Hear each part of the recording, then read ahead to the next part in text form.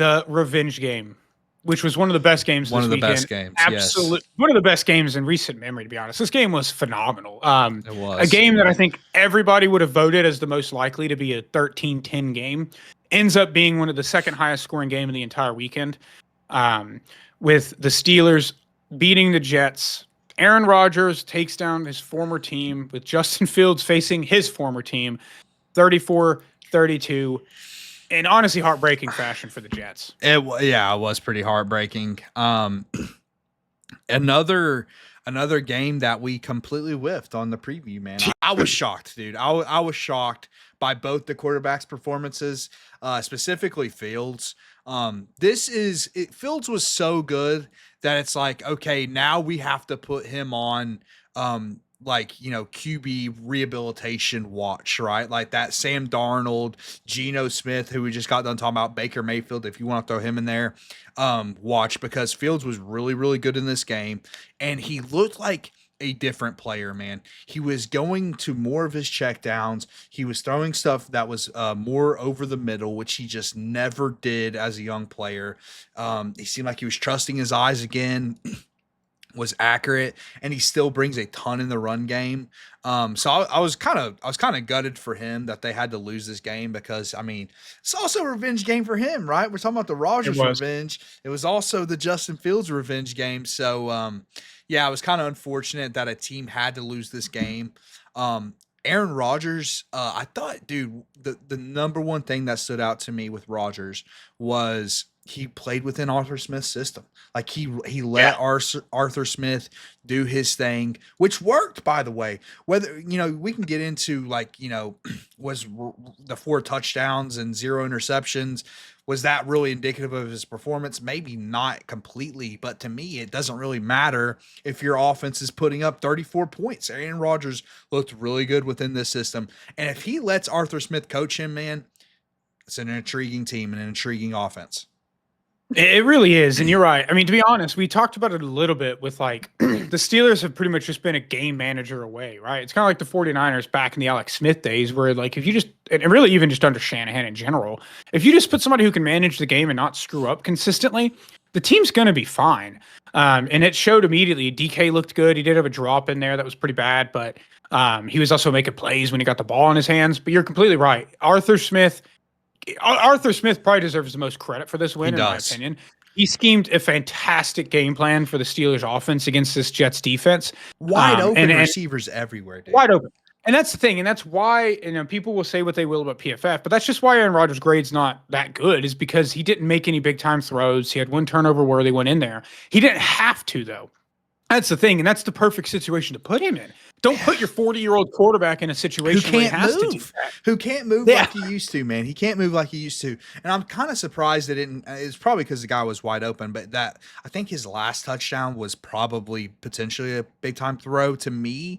It was pretty nice, but I mean, but again, it's like, it doesn't really matter. Like, we're nitpicking here. What I was disappointed with the Steelers, since we're talking about the winner first, is the defense. I was very disappointed with the defense because we thought this was going to be one of the best defenses in the NFL. And it's not like we came into this game thinking, oh, this Jets team is going to have some high powered offense. So that's something to watch going forward. I think they'll be okay. The secondary was the biggest issue, though. The secondary wasn't great. The pass rush was fine. Alex Highsmith was doing his thing. TJ Watt kind of got shut down by Mimbu. Got to give Mimbu credit, man, for the Jets. Rookie tackle, right tackle was phenomenal in this game. Absolutely phenomenal. Pancaked TJ Watt a couple times, dude. Could you believe that? I sent you that video on Twitter, Dakota. It was interesting game for him, but yeah, interested to see how the Steelers offense evolves over the year.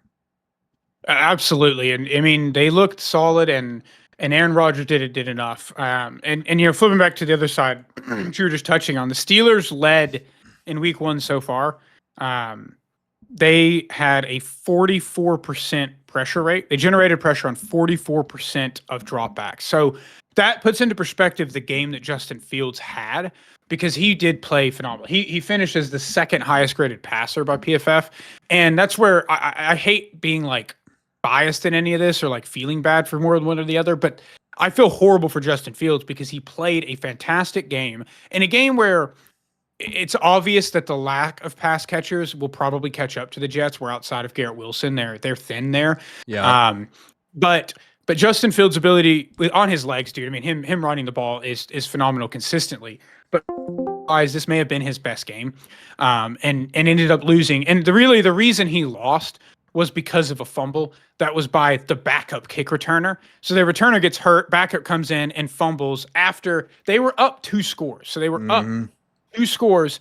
The Steelers score to make it a 1-score game, and then he fumbles on the subsequent quick kickoff, and then he still managed to go down and score a touchdown, take the lead back. And then on the last drive, I think he made the right decision on that 4th down to throw it out to Garrett Wilson, and Jalen Ramsey just blows him up to make the incompletion. But again, just still the ability to make that play was phenomenal by Fields, and just a heartbreaking way for the Jets to start the season. It also took Boswell hitting like a 60-yard kick. Got to shout out him, but it is unfortunate seeing special teams have such an impact on a game when you really just don't want to screw special teams up. So also got to shout out Breece Hall, man. Breece Hall looked explosive in this game, dude. This is the best I've seen Breece Hall look in quite some time. So yeah, it was just a lot of guys that surprised. Fashanu was pretty disappointing. That's where most of that pressure was coming from Fields, because like I was saying, Mimbu was really, really good, but Fashanu kind of looked rough out there. Highsmith was kind of whipping him pretty bad. So that's something to watch out for. But hey, if you hit on one of the 2 tackles over the last 2 years, and you got to be happy with that. And Fashanu has shown good play before. This is a really tough assignment. That even adds to Mimbu's performance, because this is one of the best defensive lines, one of the best pass rush rotations in the NFL. So the fact that Mimbu could play as well as he did says a lot. And I think Fashanu could also bounce back for that fact as well. For sure. I'm going to rapid fire some of the notes that I took that I didn't get to touch on, but just things that stood out that were funny. One of the first things was Aaron Rodgers' first drop back. He got sacked by Quentin Williams, and I felt like a little bit of a revenge thing. Immediately, Aaron Rodgers' comments after this game, he clearly wanted to win this and clearly did not enjoy his time in New York or how it ended. And so he gets the revenge. Very clear. He made, as he does in true fashion consistently, he made that very clear, and he got his revenge. So one other thing for the Steelers that's exciting is Calvin Austin had a really good catch in this game and actually looked pretty solid. So it'd be nice to see Calvin Austin finally break out, a guy that, going into year 3 or 4 now, kind of waiting for him to get it together. It'd be nice to see him put it fully together. And then one thing the Jets did in this game that was pretty interesting, they lined up in like 21 or 22 personnel a few times, where they had either 2 running backs and a tight end or 2 running backs and 2 tight ends, where they would have Braylon Allen and Breece Hall, or like Isaiah Davis and Breece Hall out there. And I love that because of the Fields aspect of rushing. Throwing 2 running backs out there with a running quarterback is a good scheme, in my opinion, for this offense. And Braylon Allen can play too, man. They have a good running back duo. So yeah, it's kind of so far through, which it's week 1. We're not going to overreact to anything, but so far through week 1, one of the biggest surprises is this Jets offense against what we thought was going to be a top 5 defense. One last thing for the Steelers that's not a positive, Broderick Jones kind of have to pull the plug on that. He looks really, really rough. I had his grade pulled up here. I'll pull it up once again, but yeah, he looked really rough in this game. And yeah, that's a problem with a 40-year-old at quarterback. Yeah, it is. And speaking of that, one thing we got to touch on, or at least mention, is how chippy this game was. And I think that comes back to the Rodgers stuff of both of these locker rooms are invested in this now. And Jalen Ramsey was chirping. There was multiple times where they had to be split up. It was kind of nonstop, them going at each other's throats, which was exciting to watch, to be honest. Yeah, as a neutral party. Dude, it was a fun game. It was a fun game. It was. Right. Okay. They ended up having like a brawl in the middle of the game. Going back to Broderick Jones to throw salt in the wound. He gave up 3 sacks, 4 pressures, had a 33.5 pass blocking grade from PFF. Yeah, he's a huge problem. Yeah, and Will McDonald looked pretty solid in this. On him a few times. On so it's good to see the first round pick, the former first round pick, making some plays out there. But yeah, what a game! This was one of the best games of of the Sunday slate. But yeah, heartbreaker for the Jets, but Steelers offense, I think, is a lot to take home from this, and in terms of what you can be excited about in terms of the ceiling for this team. Yes, exactly, dude. I was just thinking that, because if you think about it, I still think their defense has top potential defense in them. Right. The question was, what's the ceiling of this offense? Can this offense actually, hold up their end of the bargain?